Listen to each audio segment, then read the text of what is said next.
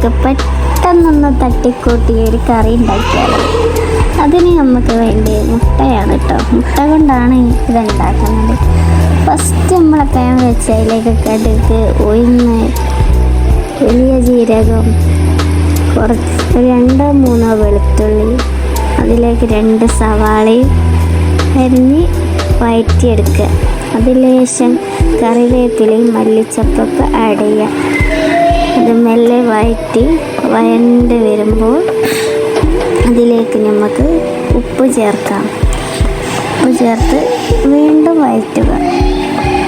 വീണ്ടും വഴറ്റിയതിന് ശേഷം നല്ലോണം വഴറ്റി ബ്രൗൺ കളറാവുമ്പോൾ നമുക്ക് മസാലയൊക്കെ ചേർക്കാം. അതിൻ്റെ ഇടയ്ക്ക് നമുക്ക് മുട്ട പൊട്ടിച്ച് പാത്രത്തിലാക്കി വെക്കട്ടോ.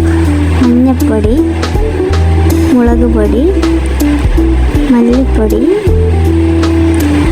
കുറച്ച് ഗരം മസാല, കുരുമുളക് പൊടി ഒക്കെ ഇതിൽ ആഡ് ചെയ്യാം. വീണ്ടും വേണമെങ്കിൽ നമ്മൾ എരിവിനനുസരിച്ച് കുരുമുളക് പൊടിയും മുളക് പൊടിയൊക്കെ ഇതിലേക്ക് ആഡ് ചെയ്യാം കേട്ടോ. അപ്പോൾ വീണ്ടും ഇതെല്ലാം മിക്സ് ചെയ്ത് നല്ലോണം വഴറ്റി കൊടുക്കുക. മസാലൻ്റെ പച്ചമണമൊക്കെ മാറുന്നവരെ വഴറ്റിക്കൊണ്ടേയിരിക്കുക. പിന്നെ നമ്മൾ മുട്ട അതിലേക്ക് ഒഴിച്ച് വെക്കുക. ഒന്ന് നല്ല അതൊക്കെ ഒന്ന് പൊട്ടിച്ച് കലക്കി മിക്സാക്കി വെക്കുക.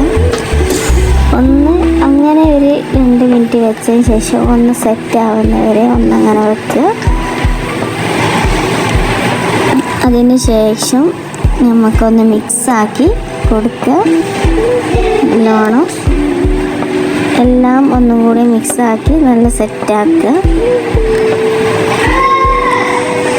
ശേഷം നല്ലോണം ഇളക്കി മുട്ടയും മസാലയും എല്ലാം വെജിറ്റബിളെല്ലാം ഒന്ന് ആഡാകുന്നവരെ നമ്മൾ ഇളക്കിക്കൊണ്ടേയിരിക്കുക.